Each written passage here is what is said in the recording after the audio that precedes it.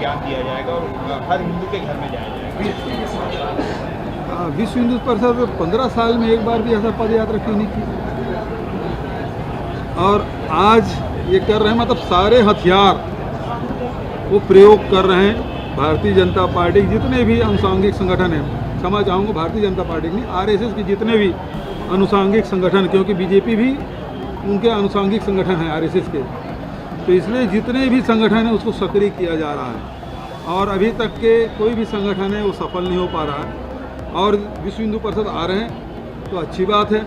वो कौशल्या माता का मंदिर भी जाए, श्री नारायण भी जाए, कोरिया भी जाए, गौठान गाय माता की सेवा हम लोग कर रहे हैं उसको भी देखने जाए। राजिम में भी हमने राम की मूर्ति की स्थापना की, श्री नारायण में स्थापना की, और अभी चंपारण में उसकी भूमि पूजन किया है, उसको भी देखने जाए।